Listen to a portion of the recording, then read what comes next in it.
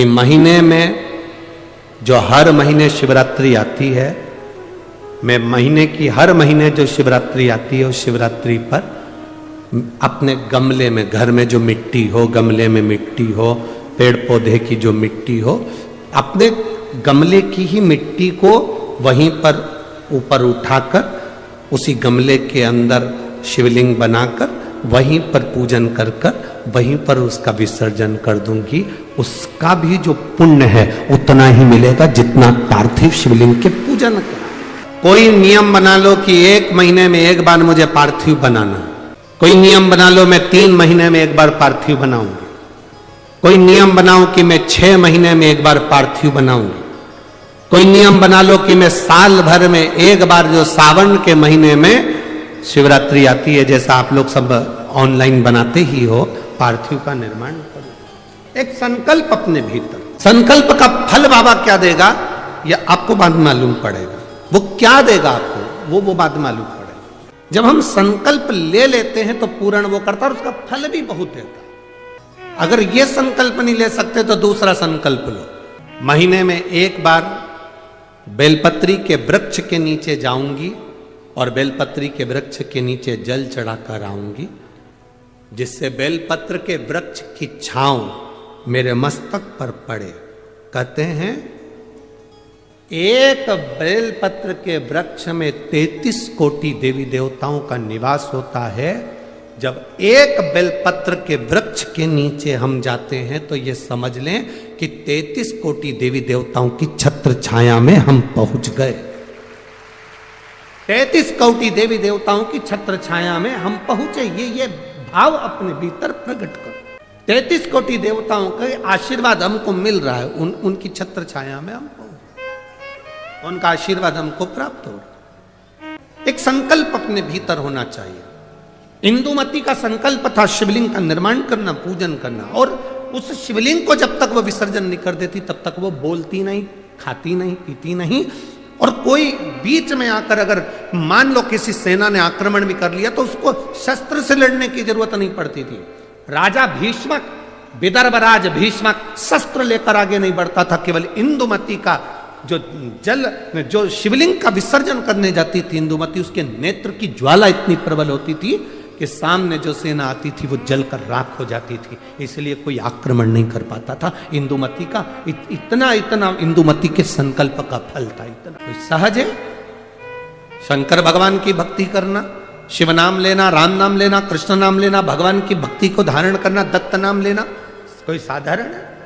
आप जिस भाव से भगवान की भक्ति कर रहे हैं वो भगवान की भक्ति भगवान स्वीकार करता है। केवल मृत्यु लोक में बैठकर भगवान का नाम लेना और उस तक पहुंचना। आजकल के नवयुवक लड़के बहुत सारे प्रश्न करते हैं। नवयुवक लड़कों को जान दो, बहुत सारे ऐसे भी आते हैं मीडिया में भी कि ऐसे ऐसे प्रश्न करते हैं कि लगता है अपने को कि क्या प्रश्न करा। अभी यहाँ कथा थी धूलिया में, तो एक मीडिया वाले ने प्रश्न किया कि आप लोग सनातन धर्म की ध्वजा लेकर आगे चलते हो, कहते हो दिया लगाओ, अगरबत्ती लगाओ, भगवान की पूजन करो, मंदिर जाओ, 1 लोटा जल चढ़ाओ, भगवान शंकर का नाम लो। क्या भगवान को मालूम पड़ता है किसने नाम लिया? क्या उसको प्राप्त होता है? हमने धूलिया की कथा में एक बात कही थी कि आपके यहां केले का पेड़ लगा है, ठीक है? अरे बोलो तो जम के, ठीक है? केले के पेड़ को पानी देना है, इसमें केला लगाना है, तो एक एक पत्ती को पकड़कर पानी दोगे क्या? पानी कहां दोगे? नीचे जड़ में। तुमने जड़ में पानी दिया, केले की पत्ती में आखिरी सिरे तक वो पानी पहुंच गया और पत्ती गीली हो गई। एक एक फल में वो पानी पहुंच गया, उसके तने में पानी पहुंच गया, केले की एक एक पत्ती में पानी पहुंच गया, उसकी जड़ में पानी दिया और वो ऊपर तक पहुंच जाता है। उसी तरह जब हम नीचे देव अधिदेव महादेव को इस मृत्यु लोक में जब जल चढ़ाते हैं तो वो 33 कोटि देवताओं तक पहुंच जाता है। एक एक पत्ती को हम पानी नहीं देंगे। जो कहते हैं राम अलग है, कृष्ण अलग है, शिव अलग है, दत्त अलग है, देवी अलग है, देवता अलग हैं, उनमें भेद हो सकता है, और शिव महापुराण की कथा कभी भेद करना नहीं सिखाती। शिव महापुराण की कथा कहती है शंकर भगवान के शिवलिंग पर जो जल चढ़ाते हो वो जल एक केवल देवादिदेव महादेव को नहीं मिलता, वो जल सारे 33 कोटि देवी देवताओं को प्राप्त होता है। ब्रह्मा विष्णु महेश तीनों उस शिवलिंग के अंतर्गत विराजमान है। माता पार्वती उस शिवलिंग के अंतर्गत विराजमान है। स्वयं गणेश कार्तिकेय वहीं विराजमान है। अशोक सुंदरी वहीं विराजमान है। जया विषहरा शामरीवारी दौतरी देव शंकर भगवान की 5 लड़कियां भी वहीं पर विराजमान हैं। और जहां से जल बहकर उत्तर की ओर जाता है, जितनी दूर तक जल जाता है उसमें 33 कोटि देवी देवताओं का निवास है। हमने जल केवल महादेव को दिया पर पहुंचा सबको। आप में से कितने लोग हैं जो शंकर जी को रोज 1 लोटा जल चढ़ाते हैं? उठाओ जरा हाथ। सभी हो? धर लो, वापिस धरो, वापिस धरो। बहुत बढ़िया, जाना चाहिए। तेरे मंदिर में आना मेरा काम है और मेरी बिगड़ी बनाना तेरा काम। ये उसके ऊपर निर्भर करता है। हमारा फर्ज है हम उसके दरवाजे तक जाएं। हमारा फर्ज है कि हम उसकी चौखट तक। एक विश्वास आपके भीतर हो,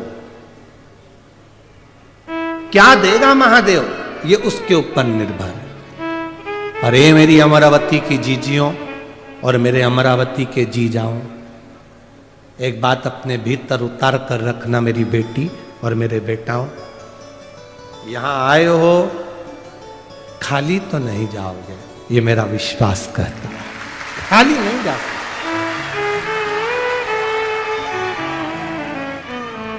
वो खाली नहीं भेज सकता, दे के भेज। पहुंचे हो ना आप, खाली नहीं भेज। बस जितना भरोसा, जितना विश्वास, जितनी दृढ़ता धारण कर सकते हो कर लो। इंदुमती जैसी विश्वास, इंदुमती जैसी दृढ़ता, इंदुमती जैसा भरोसा आपके भीतर होना चाहिए। क्या शंकर भगवान को जल चढ़ाने वाले के शरीर में तेज पुंज आ जाता है? क्यों नहीं? शंकर का मंदिर है क्या? शिव का मंदिर क्या है? शिवालय क्या है? भगवान शंकर के मंदिर में ये दरवाजे, ये ताले तो अब लगना चालू हुए। पहले शंकर जी का जो शिवलिंग होता था वो खुले में रखा होता था। कई बुजुर्ग माताएं यहां पर बैठी होंगी, बुजुर्ग भाई लोग बैठे होंगे, उनके स्मरण में होगा। तुम्हारे गांव में, खेड़े में, खेत में, जमीन पर ओटला बना होता था जिस पे शिवलिंग रखा होता था। मंदिर नहीं होता था, दरवाजे नहीं होते थे, खुला। अमरावती में लाइट की डीपी जो होती है ना, लाइट की डीपी देखी है ना? अरे बोलो तो जम के, देखा है ना? लाइट की जो डीपी होती है, हमारे इधर ऐसा नियम है कि लाइट की डीपी को बंद नहीं कर सकते, उसको पैक नहीं कर सकते, उसको खुला रखना पड़ता है। लाइट की डीपी को खुला रखेंगे तो वो ऊर्जा प्रदान करती है। और कोई लाइट की डीपी खुली है और अचानक जाकर कोई छू ले तो करंट लगेगा कि नहीं लगेगा? अरे बोलो तो जम के, लगेगा ना? खुली। और कई कई जगह तो लिखा रहता है डीपी से इतनी दूरी बनाकर चलना, पास में से मत चलना, नजदीक से मत जाना, इतनी दूर से वो डीपी खींच लेती है और करंट लग जाता है। कई कई डीपियों में इतना बल होता है कि दूर से खींच लेती है। हमारे यहां जितने शंकर के शिवालय थे खुले थे, खुले। कोई भक्त दूर से भी भगवान का नाम लेकर जा रहा है तो मेरा महादेव उसको खींच लेता है, मेरा शिव उसे खींच लेता है। वो बल, वो पावर मेरे देवादिदेव महादेव। अकाल मृत्यु वो मरे जो काम करे चंडाल का, काल उसका क्या बिगाड़े जो भक्त हो महा काल का। जो शिव की आराधना करता हो, शंकर का उपासक हो, जो शिव का गुणगान करता हो, जो शिव भक्ति में डूबा हुआ, उसको क्या दुख, क्या तकलीफ। हनुमान जी की एक चौपाई हनुमान चालीसा की आप लोग स्मरण करते हैं।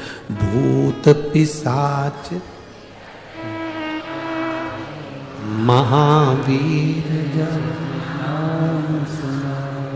नासे रोग हरे सब पीरा, जपत निरंतर हनुमत वीरा, संकट ते हनुमान छुड़ावे, मन क्रम वचन ध्यान जोड़ा। आपने सुना होगा भूत पिशाच निकट नहीं आवे, फिर किधर जावे? भूत पिशाच निकट। तुम कहते हो कि भूत पिशाच हमारे पास नहीं आए, बोलो री जीजियो। इंद्र कहता है भूत पिशाच मेरे पास नहीं आना चाहिए, भगवान विष्णु कहते हैं भूत पिशाच मेरे पास नहीं आना चाहिए, ब्रह्मा जी कहते हैं भूत पिशाच मेरे पास नहीं आना चाहिए, 33 कोटि देवता कहते हैं भूत पिशाच मेरे पास नहीं आना चाहिए। केवल एक महादेव भूत पिशाच निकट में। शिव जी ये कैसे हैं? वो कहते हैं जिसको कहीं परमिशन नहीं उसको मेरा इन्विटेशन है, उसको मेरा इन्विटेशन है। केवल एक महादेव ऐसे हैं, मेरे पास आओ। राक्षस असुर गंधर्व देवता पितर जितने जितने हैं शंकर की आराधना में, प्रेत भी लगे, भूत भी लगे, पिशाच भी लगे। कारण शिव महापुराण में वर्णन मिलता, विद्धेश्वर संहिता में स्पष्ट कहा गया, जो शंकर जी को एक लोटा जल समर्पित करता है, उस जल का मात्र स्पर्श कर कर नेत्रों को भी छुआ लेता है, उसकी 71 पीढ़ी में कभी कोई भूत और प्रेत नहीं बनता, उतर जाता है। उसकी 71 पीढ़ी में भूत प्रेत। लोग कहते गुरुजी हमने आज तक कथाओं में 7 पीढ़ी सुनत थी, तुम 71 पीढ़ी कैसे कह देते हो? हमने कहा हम नहीं करे, तुम्हें अगर यहाँ नहीं पढ़ना है तो उज्जैन जाओ। उज्जैन के ऋण मुक्तेश्वर मंदिर